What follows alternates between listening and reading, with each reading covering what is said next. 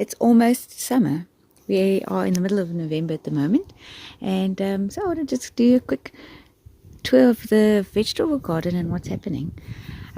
These broccoli plants I planted a few months ago, and they were struggling along in the grow house because I didn't have space at the time, but so they're not doing so great. It's really not the right time of the year for them. You can see there is one little broccoli head there, another one coming out there, but I don't expect great things like the other ones that I had. Also, we planted some bok choy here, and this one seems to be doing the best, but the others are going to seed because this is also actually a winter plant. I had a little beetroot that I just stuck in there as well. Okay, so these are little red peppers, bell peppers that I sowed. I just saved some seed from a bell pepper from the supermarket. They were planted here in October, and I should have maybe kept the yellow pepper plants that I had in the beginning of the year, because they are perennial. Then I might have been getting peppers by now. But anyways, so it is. We learn. Here are some red butter lettuce, and these are the oak leaf red lettuce. This is radishes, and at the back here we have butternut, which are going up along my little trellis. I stuck in a potato plant because we like potatoes, and potatoes have gotten so expensive of late, so I've been sticking them in everywhere I can. This is my Spanish melon. There's another one. That is not powdery mildew on the leaves. I sprayed it with some lime sulfur. And here are some beans. These are bush beans, which I saved seed from last season. They're actually coming along nicely. They were struggling a bit, and quite yellow actually, and now they seem to have recovered and they're doing great. I do have a bit of red spider mite there. I did spray with tobacco. I'm hoping that will sort them out. Some more beetroot multi-sown, and here are some baby marrow. This is an interesting thing. Some of them, that one is doing really well. This one is not, nor is that one. I'm going to pull them out and stick something else in their place. Even these ones, it's fascinating how in the same place, this one's doing a little bit better. But these, actually I might just take some seeds and sow them directly. I find that works quite well. Always have to have some flowering plants as well. Here we have some borage, nice for the bees. And then this is a sweet potato coming out there. Cucumbers on this side are not performing great, but they seem to start off like this and then they just get going. The leaves are looking a bit better. And there's my other potato. I've harvested most of these beetroot.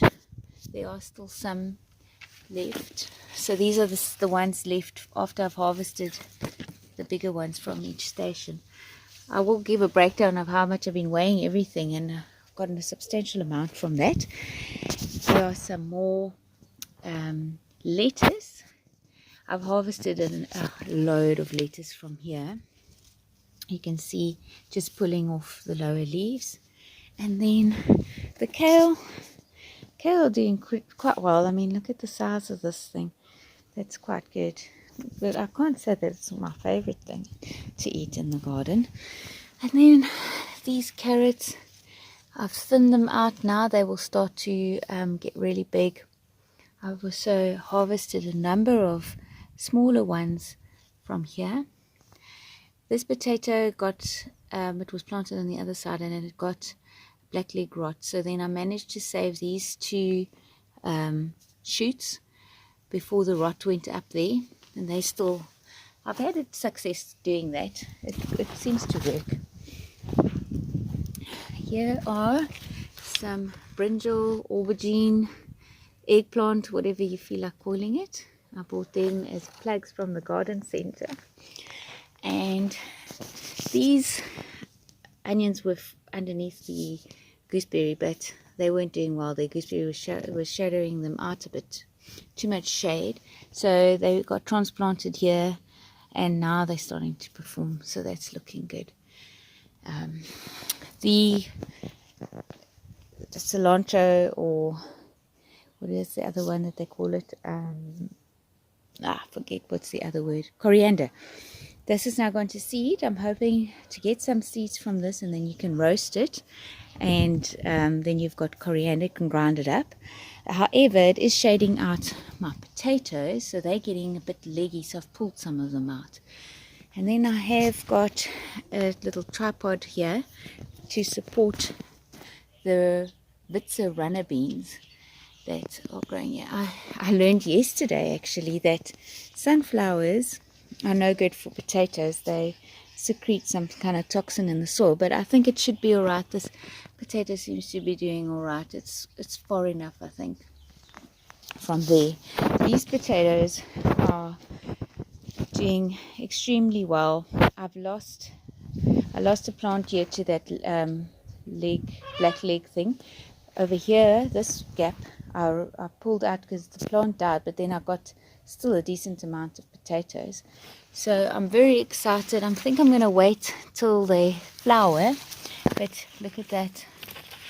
Look at all those potatoes sitting in there. So here's some more. Just pushing up some compost around it so that they don't go green. Then here I've already harvested a cucumber. These are going up my little trellis. I'm quite happy with that. Yeah, there are a number of little cucumbers. What's interesting is that sometimes they just die off. This one is not looking so great.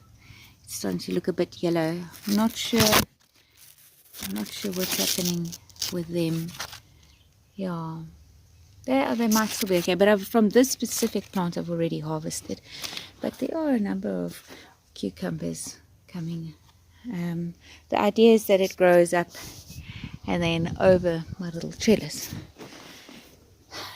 That cucumber is not doing great. Here I've got some yellow peppers in tins, which I need to find a place for. There's my little rogue tortoise who shouldn't be in here. And then here are these nasty little round tomatoes, which just are volunteers. They're just popping up everywhere. But because I've been pruning them and looking after them better than I ever do, well, they're actually alright. They're actually not too bad. They normally wouldn't be as big as that anyways, and they would be quite nasty. But these ones are lovely. These, I thought they were Roma. I'm not sure what they actually are. I just took from seed. But you can see there's a number of them coming out here, and it's growing up. Let's have a look. See here. I've got them stringed up. I found this is a very good method. These lettuce I'm leaving to go to seed, I've harvested at least 1 kilogram from them, if not more. Here's another aubergine, but I'm gonna have to, I forgot to spray this. See, it's full of red spider mite. Here are some turnips. They're doing pretty well. And marigold. So, marigolds I need to still plant out. Here's my kumquat in the container. The last two of my cabbage in the garden. The others are around the house and in the flower garden. And look how nicely my blackberries are coming on. There's one starting to form already. I cut them back, pruned it for the first time. Well, the blossoms are the biggest I've ever seen. I've never had such big blossoms. They're doing well. I've trained them up the wall as well. These cabbages I've harvested, and now I am getting the little cabbages coming through here. Look at that, tiny little totsy things. But that will be 1, 2, 3, 4, 5 per plant of look at that, even the small cabbages. They are taking up space. I would actually like to use this but I'll leave it, it's fine. Plant something else in there, but that's okay. I've harvested out of here. Just yesterday I pulled out all the baby spinach which had gone to seed, and now I will plant some lettuce underneath here, underneath the sweet corn. And then these are also radish here that I've already harvested some of them as well. Finally, this is the gooseberries. I harvested a whole bunch yesterday. I want to cut this back, but they are all coming now to ripening, so I just want to get them before the mouse birds do, and then cut this right down because it is shading out my herbs at the bottom here. They're also struggling with red spider mites. It's always a problem in my garden, but I have sprayed with tobacco, so yesterday I'm hoping that will sort it out. There's some rosemary, and I think this is called African blue basil, not quite sure. And then here are my little bantam sweet corn. They are quite, I'm hoping they're going to be a good harvest here. I've never really had a good run with sweet corn, but I think this time it's going to do better. And it's intercropped with Swiss chard. And Swiss chard is, you know, it's quite a easy crop to have. I've harvested a load of it, given it away to friends. My family's not very big on Swiss chard, but it's nice to give to people. And then in the container, some onions over there, getting ready for harvest, multi-sown. And what have I got here? Underneath here, sweet potato. I'm just letting the bees get some of these flowers, and then I'll pull that out, and of the nasturtiums. But the sweet potato is starting to come on. You can see it's growing out all over the place. I just keep putting it back in here. Yep, so these are the sweet potato. Some more Swiss chard with some marigold. Marigold is just so easy to plant, so that's why it's stuck in everywhere. I've harvested from the Swiss chard just a few days ago, on Saturday actually, so that's why it's looking a little bit thinner. But and then these lettuce, I'm still harvesting from that, but they also coming to the end of their life. And at the back I have the onions, but they're getting too much shade. I shouldn't have planted them there. I might actually move those smaller ones. And here, and my last bed that I want to show you is some more baby marrow intercropped with the carrots, which I'm still harvesting from winter when I planted them. And I've had a lot of carrots from here. These are doing better. These baby marrow plants are doing better than the ones in the bed dedicated for them. There you can see through the fence are some crisp head lettuce, and this is the rocket that has gone to seed. I'll leave it here, you know, because of bees. You can see there's a little bee getting some pollen over there. And then what I'm really excited about, and that has done very well, is the celery. I only have 4 plants here, but if you have a look at that, and they were planted in August into the ground. I didn't grow these from seed. I bought plugs from the nursery, and what I do is I just break off the outer stems and use it like that. I don't know if you're supposed to do that, but I like it like that because my family are not big on eating celery, but I like it. And yeah, so you can have a look. These are marshy type of plants, so you've got to water them almost every day, and then they'll do well. Otherwise they become stringy and dry and not pleasant at all. So these are succulent and beautiful. And yeah, I'm going to show you my bananas.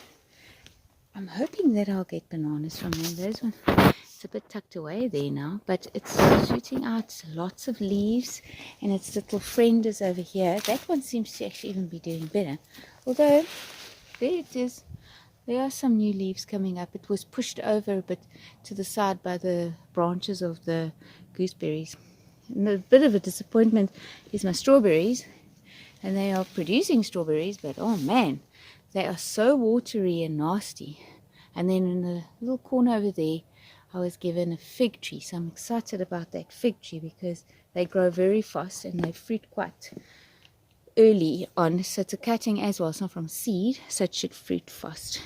Anyways, guys, there you go. And that's what's happening in my vegetable garden. It's just abundance, really. I'm quite chuffed with it. I found that this no-dig method is so easy. I don't have to spend hours and hours in the garden.